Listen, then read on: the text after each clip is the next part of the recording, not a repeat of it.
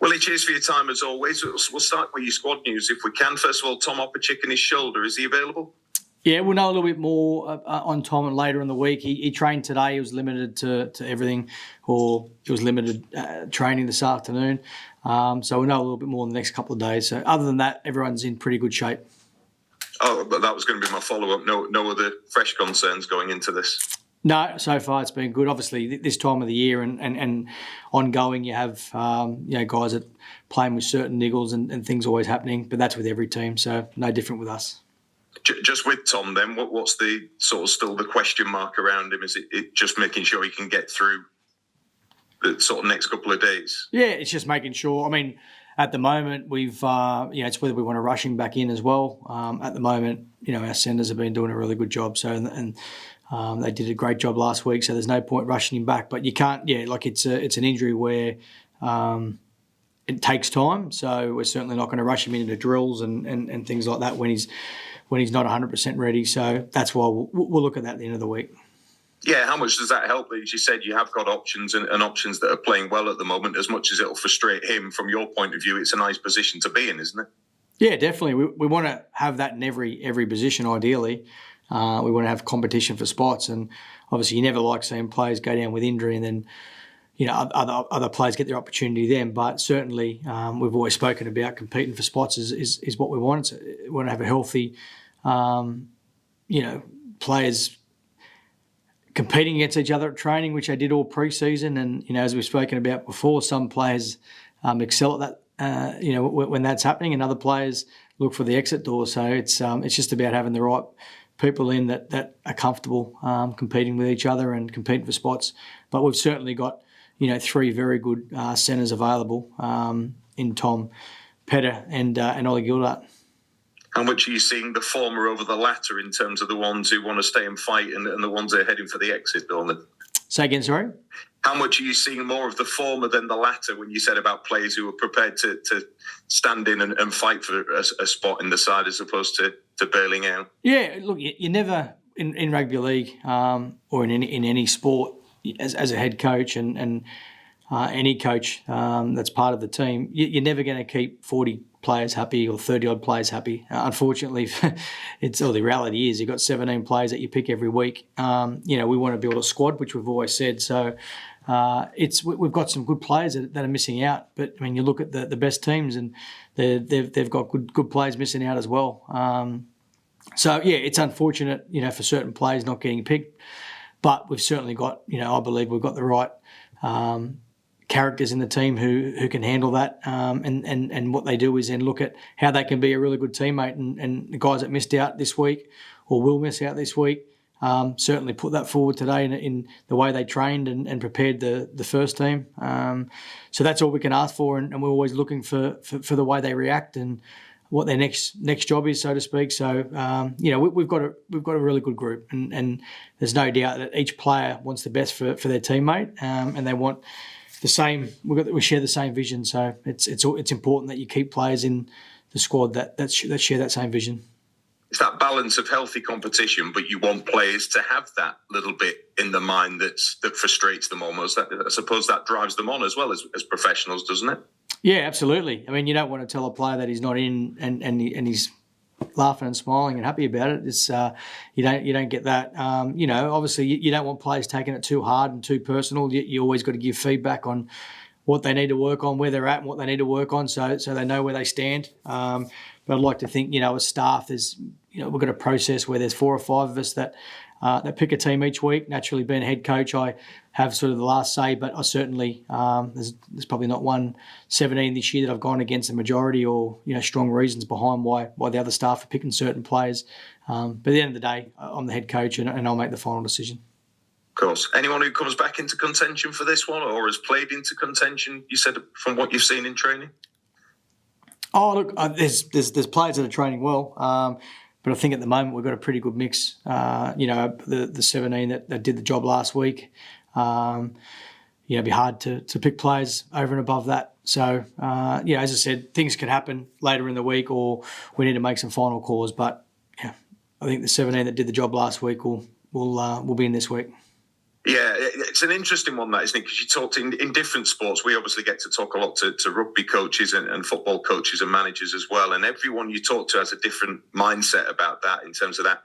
Easy to pick a winning side, and some saying, well, it depends on the opposition. Where do you sit on that? Does it depend week to week, or from what you've seen the week before, or are you very much, you reward those who have got you to where you're at?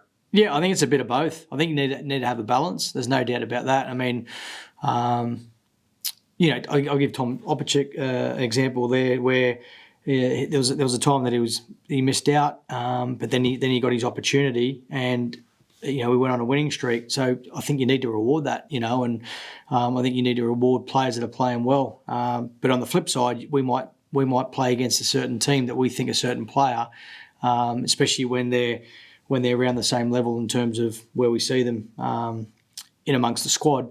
Then you'll go with someone that you think will do the job against a certain team. So, I like to pick or reward players that are playing well. But if you're winning games and a player doesn't play so well a couple of weeks in a row, well, you can't reward that individual. You need to reward the person that is training well and has the right attitude, each day that they come in.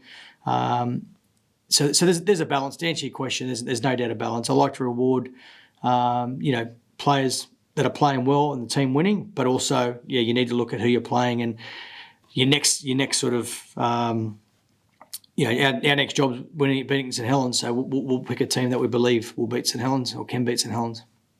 Talk to you about them in a little while as well. After we spoke to you last week, it came out regarding Joe Burgess's contract extension. Your reaction to that? How pleasing to get that done? Yeah, really pleased for Joe. He's come in. He's fitted straight into the team. He's a good character around the place, and the fans are getting to see what he's bringing on the field. Last year, there's no secret that we probably lacked a bit of pace last year, but bringing guys like Gilly and Ollie Gildart and Joe Burgess certainly adds to bringing in some pace. And Joe's try against Lee, it's Joe Burgess, what he can do. I think last week, I'm not sure whether most people would have seen it, but when he made that tackle, they made a break, and then he makes the tackle in the far corner where he's meant to be for his next job. They're the things that we value. We know Joe's quick, we know Joe can finish, but what we value is competing on every play, and Joe makes a try-saving tackle and then does his job and gets to where he needs to be on the next play, which is on the far right-hand side. So that's what I'm enjoying most about Joe's game. The tries and the line breaks, they'll certainly come because of what he's about, but it's the competing and those effort areas. How pivotal can he be to what you're building with this team at the moment? I don't just mean this season, but now you've got that extension in place as well. How much is he a kind of a player you want to build around? Yeah, he's certainly a key player. That's why we've tried to lock him in and fortunately secured his services for the next 2 years, because we see him as a valuable player. There's no doubt about that. He's an out-and-out winger. He wants to strive, and he wants to put himself back in the picture in England and play for England. And I can't see why that's not a realistic goal. And I think he's doing everything he can at the moment. And the main, I suppose, area for him to keep working hard at is competing hard and doing all those off-the-ball things that I'm sure Sean Wayne and his team will be looking at. Be good to see if he could do that. Moving on contracts, a lot of talk about George King's future. Can you just clarify his position from your perspective, Willie, please? Yeah, so not at this stage. We won't be able to give you exact details, but we'll know more in the next few days around George's future. But I will say, George and I and the club and George's management, we're in discussions ongoing, and it's all up front, it's all honest, and we're comfortable where each other stands. George will be committed to us this year, and as I said, if there's anything that we can give you in the next few days, it'll come from George or myself or the club. On where that's going. But both parties are, as I said, we're really open and transparent in what the future looks like, and George is comfortable. That's the main thing. Can you see a scenario where he would still be here next season, or are you resigned to the fact that whatever happens and whatever the announcement is, that will be away from Hull Kingston Rovers? George is still signed at the club, and as I said, I don't want to go too much into it. Apart from those discussions are happening, and we'll definitely give you more details when we can. Okay, final one on that. Is it an amicable decision between you and the player that it's come to this point, that these talks are even happening? Yeah, it is. I mean, it's, as I say, George. Well, I don't want to speak for George. He's a grown man, but we've certainly been upfront and honest. I mean, George and I talk regularly about his game, about where we are now, about the future, and as I said, when we can give you more details and more info, we certainly will. You've got one more year after this one, Willie, but in terms of extending it beyond that, is that still something that you'd look to do as much as you've got that time under your belt? Yeah, certainly. I mean, obviously it's a decision for the club and myself and management to look at, but we certainly love the place. My family loves it here, and it's it's an honour to be able to coach this group. I love coming into work every day. It's a special club with a lot of special people, and the players certainly drive the environment that we've got here. We've got good people in the club, so it's something that we'll certainly look at. What are the biggest factors you need to consider in that? You've mentioned it personally as well. That side of it, it plays as big a part as the rugby side, doesn't it? I mean, when you've got a wife and two young boys, that's the major part. You've got to get right first. If they're not happy, naturally I'm not happy and I can't work properly. Family's number one. Rugby league's close second. Don't tell them that, but rugby league's a close second. Absolutely love my job, but if I didn't have the support that I have from my wife Kira and two boys, I wouldn't be able to do what I do. But we've certainly got that, and they love it in England, and it's everyone's happy at the moment, and we're enjoying it. And we're just going to keep improving. I want to keep improving as a coach and keep getting better. And as I said, we've got a great group here. I've got a great group of staff. Really lucky to have the support that I have with the staff. From the board down. So it's I'm happy. Let me ask you about Kalepi Tanganoa. And aside from his, I think we'll describe it as the world stood still try. How impressive was he? Yeah, he's getting better and better, Kalepi. I think he's finding his feet at the club. Certainly off field, he's happy with his family settled in. Which is the main thing again. And again, I think there's a lot of improvement in Kalepi. Kalepi's 30 now, but he's an important part to what we do. He's a powerful player.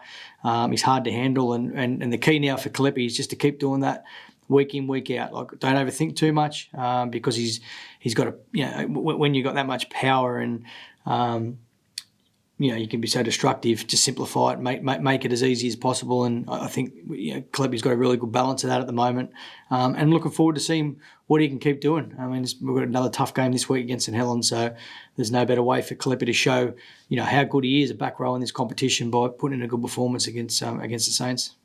It certainly wasn't just him last week, though, as you pointed out and discussed with Richard Stead in your post-match interview with him last week. What was the most pleasing aspect of that win? I think just how we simplified everything. I think, we went back to, just running hard. I know it can be a bit of a cliche sort of comment around attack, but if you don't run hard, you don't get quick play of the balls. You don't, be able to see space because the ruck's so slow and you're not getting any ruck speed. So, I thought that we did that well. And then defensively against a very good team, I thought we handled a lot of their threats. Our system stood up. We let in a soft try at the end there that we weren't too happy with, but overall against a quality team like Wigan, to keep them to 10, I think it was, that's a pleasing effort. We pride ourselves in defence as number one. That's our number one focus, and I thought we stood up there. Yeah, it's interesting you say about the defensive side. You look at Saints, they joined two other teams in conceding 70 points or fewer in the opening rounds of Super League. Is that giving you a few sleepless nights preparing for it, or is that the kind of challenge you're ready to take head on? No, we're excited. We're excited. I said it last week when we got beat against Catalans. There was no better game to play against the world champions a week after. No disrespect, but if you're playing against a team lower in the competition and then you go win that game, does it have the same credibility? And do you get the same sort of belief internally? Probably not. But we went and beat the world champions, and now we're playing against. I think they're the best defensive team in the comp, as you said. They've won how many titles over the last sort of 5 or 6 years. So we know what we're up against. But again, if we can just control what we can, and I always say it, but we talk about performance, not so much result or not result, but just keeping that best and worst not too far away. If we do that for long periods in the game, then like last week, we'll give ourselves every opportunity. Yeah, because when you look at the points they've conceded, so that's an average of less than 8 a game. But conversely, you're averaging nearly 24 points a game in attack. That must give you some confidence that you can break what they're doing so well. Yeah, hopefully we score 24 points. That'd be nice. And then when you play teams like St Helens and Wigan and, the top teams, they are hard to break down system-wise. They stand up. They know their system. They all live by it. They all work. Whoever comes in lives it. So you need to change things. You need to break them up in different sort of ways. And I thought we did a good job of that against Wigan, and we'll certainly have a plan this week against St Helens. But again, we'll focus on what we can. It's you worry too much around St Helens, you lose focus on what you're good at. So we did a lot of good last week, and we don't need to worry too much about opposition teams. It's around, again, what we can control and us making the right choices. But, if we play to the level we played at last week in terms of, intensity, effort, competing, then we'll give ourselves a very good chance. Final one from me, and it's on this. Especially when you look at what you've done since you came in, how much is a game like this? How different is a game like this now? Because it's no longer look at plucky Hull Kingston Rovers having a go against some of the big boys.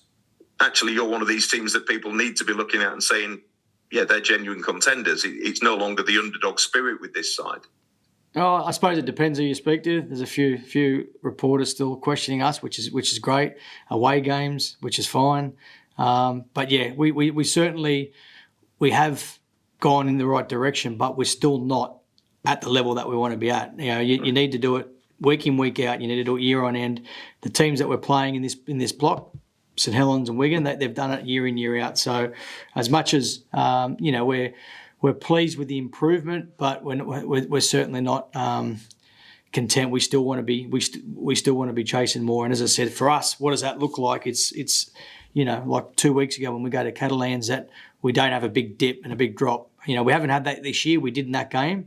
So if you lose, you're going to lose games, but it's how you lose, and that's the key for us is making sure our best and worst is not far, and it doesn't matter who we play, where we play, that we have consistent performances, and we're working on that. And that's our next progression.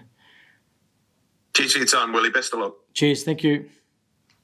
Hi, Willie. How you doing? Good, mate. Yourself, mate? Not bad. Just on that, and you're obviously striving for performances, and obviously you need performances to win games. Does it bother you a little bit that it feels like the only way that you can convince people, a lot of people, is if you just keep winning rather than playing well? Because it feels like you've beat Wigan, which, unbelievable performance, unbelievable win. But now it's all like, oh, well, can they back it up? Can they do it again? It's almost like you can't win sometimes, the narrative, that unless you win every single week, you're at that point now where you're not going to fully convince people. It's rugby league, isn't it, mate? It's journalism, it's media. It's what you guys have to do to have you need a story every day, and I get it, I understand it.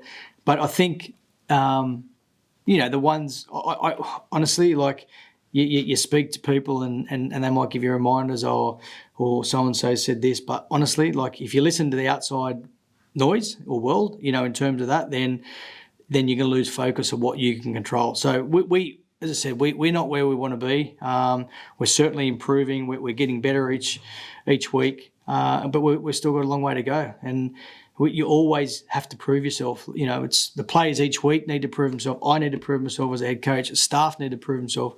So every day that we come in, we need to prove ourselves. So that doesn't worry me one bit. I suppose it's some comments that that people can write that there's no substance to it, because you can lose. We talk about you're gonna lose games, but it's always how you lose games. So, I've seen teams like narrowly getting beat, like Huddersfield, for example, of certain people didn't get any credit or praise for that performance against Wigan. I mean, you look at the week before they played Catalans and they beat Catalans over there, and then they fell short by 1 point. if you break that game down and some certain things that happen in key moments and key areas, the scoreline could have been the other way. And then people are going to say, well, they are the contenders and these guys are the real deal. Well, I think they proved themselves enough to say that they can compete against the best teams for what they've done. They've got to do it again. It's the same as us. So the answer is, mate, it's rugby league. I certainly get it and understand it. And, you know, I just know internally what we need to do every day. And as I said, for me, leading as a head coach, I need to prove myself every day, because as soon as you put the feet up in this game, you're out the back door. I remember after you beat Wigan in your first game in charge, you made a comment about we need days like this to build belief, because if you have belief, you know, you can do anything. You've obviously built a lot of that so far. How much would it do to add to that if you go and beat Saints and you beat Wigan and Saints back to back? Because, you know, that's basically unheard of. That doesn't happen very often. I bet it's not happened often at all. So if you could do that, would that narrative, would that still be there, that the belief just cranks up again, even though that comment was over 12 months ago now? Yeah, it certainly would. I mean, you look at, I suppose, where we were. There was a time before, you know, when I came over, I heard around Wakefield was our bogey team. We'd go away and we'd lose against Wakefield. And, no disrespect, Wakefield, you know, especially now, they're putting themselves, they're going to be in a strong position going forward. But at the time, you know, they were near the bottom of the table. So we found it difficult to go to Wakefield. And for me, it was a mindset. Yeah, it was players, it was personnel. So it was recruitment, and then there was a mindset. So we overcome that last year. We put ourselves in a position last year. We beat them away the first time, and then we had to get a certain score to get in the top four. And we fortunately enough, we put 50 on and we made the top four.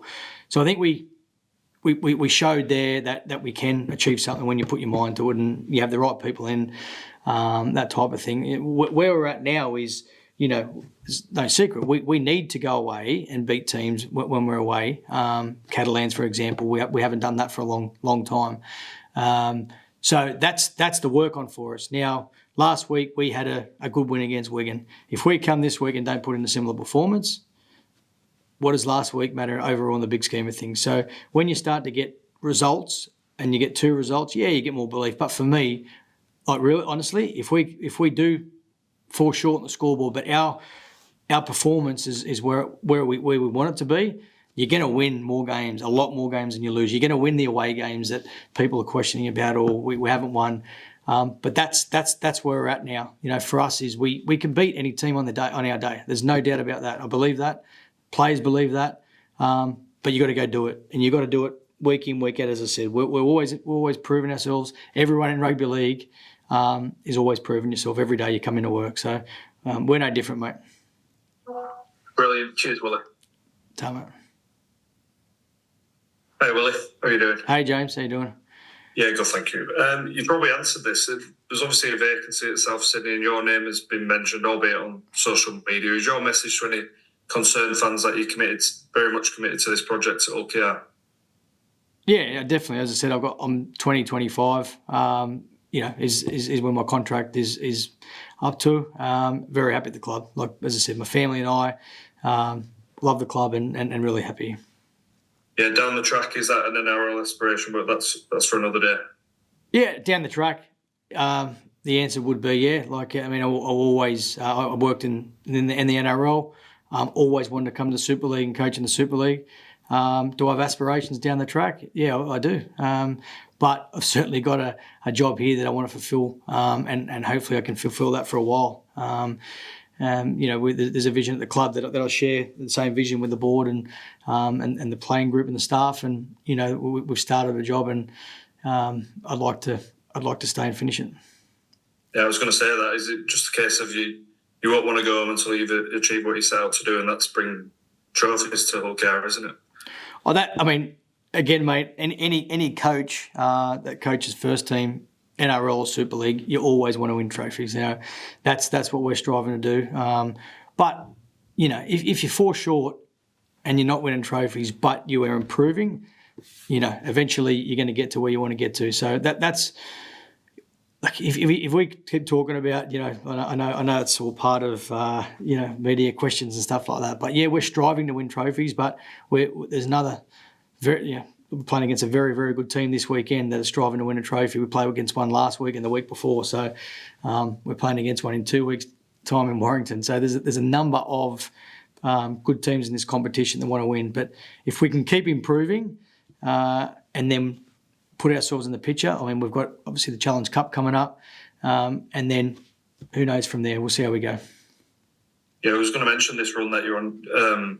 So obviously a testing run, but do these periods stand you in good stead for the back end of the year when you do need to play consecutive games against the top sides? Yeah, it can for sure. I mean, you've got to play them at some stage. We've just got them in a block. But the way this competition's going, I think it's, it is even. I know at the moment there's a couple of clubs down the bottom that, obviously getting some new players in, and there's no doubt they'll improve as well.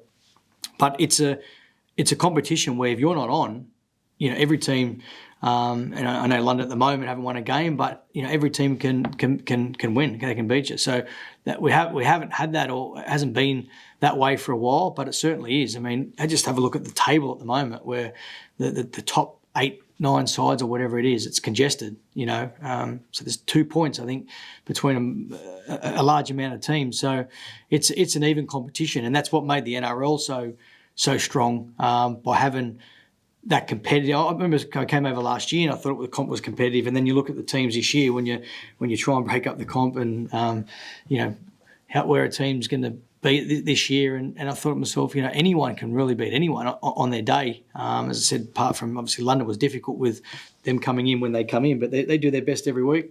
But certainly Castle improve. I mean, they've got some players from us over the last couple of weeks. So they had a good win last weekend, and Hull FC getting players in. But I think from Lee up, it's a really tight competition at the moment. Yeah, completely agree. Thanks, Willie. All the best. Cheers. On Saturday. Cheers. Thanks, James.